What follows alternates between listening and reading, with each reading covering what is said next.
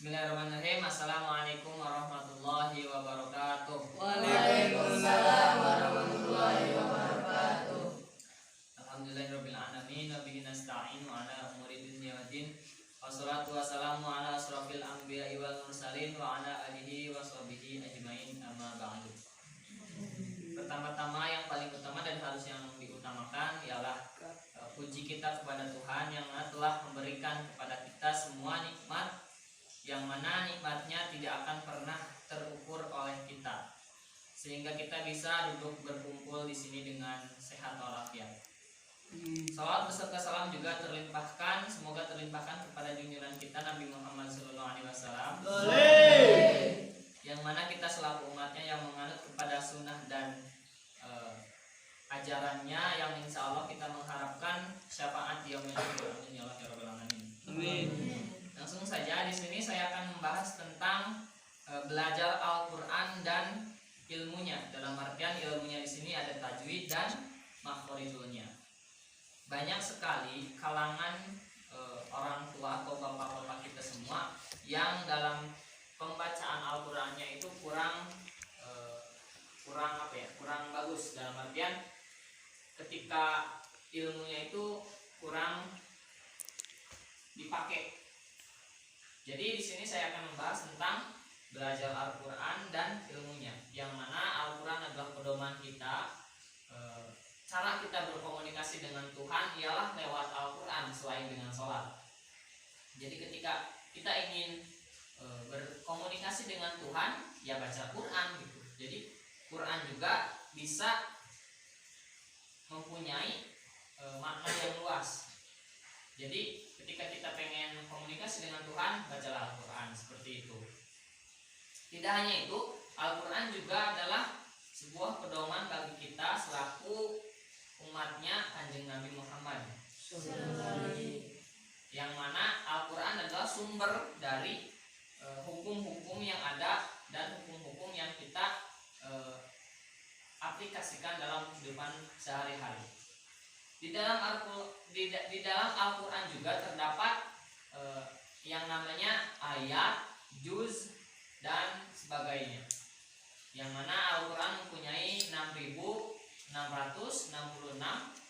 ayat, dan juznya itu ada 30 juz.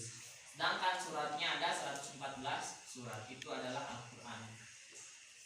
Teman-teman semuanya, ketika kita membaca Al-Quran, di samping itu kita harus memahami apa yang menjadi ilmunya, yaitu ilmu tajwid dan ilmu Al-Quran.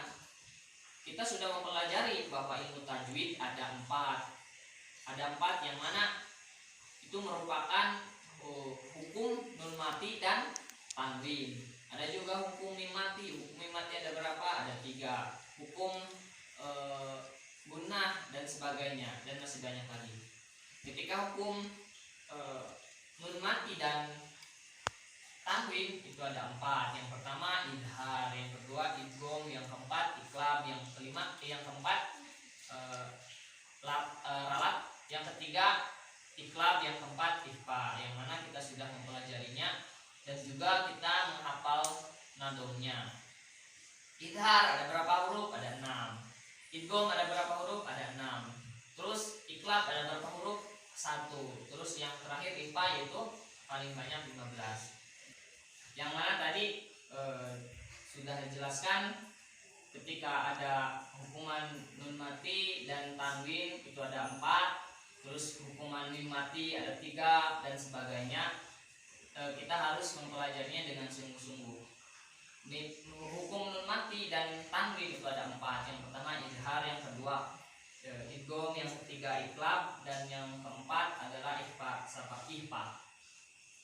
Untuk mim mati itu terbagi menjadi 3. Yang satu adalah idgham mimi, ihfa safawi, dan idhar safawi. Dan sebagainya masih banyak lagi. Ada gunnah, ada huruf lain, ada mad lain, ada yang namanya lam jalalah tafhim, tarkib, dan masih banyak lagi. Nah, ketika kita mempelajarinya, kita harus memperhatikan juga yang mana di samping tajwid ada yang namanya makhorijul huruf. Yang mana makhorijul huruf itu terdapat di rongga mulut kita, dalam artian pengucapannya itu bertempat di dalam rongga mulut kita. Ada yang di tenggorokan, ada yang dari lidah, ada yang dari pinggir mulut kita, ada juga yang dari atasnya lidah, dan masih banyak lagi. Nah teman-teman semuanya, kita di usia dini ini kita harus mempelajari yang namanya ilmu Al-Quran, tajwid dan makhorijul huruf dengan sungguh-sungguh. Nanti hasilnya akan kita petik ketika kita sudah dewasa nanti, yakni ketika kita dewasa membaca Al-Qurannya itu benar dan baik menurut ajaran Al-Qurannya sendiri. Jadi teman-teman semua, ketika kita ingin membaca Al-Quran, kita harus memahami apa yang kita pelajari terlebih dahulu, yakni pelajarilah ilmunya, yaitu tajwidnya. Ada yang menerangkan tajwid yaitu kitab banyak yang telah kita pelajari. Terus untuk makhrajnya ada berapa tempat, ada berapa hukuman yang harus dikeluarkan, terus ada berapa rongga mulut di dalam mulut kita tuh, ada berapa tempat yang dimana bertempatnya huruf hijaiyah yang ada yang 28 huruf. Jadi intinya, kesimpulannya, bahwasannya ketika kita menginjak besar nanti, ketika di kecil ini, di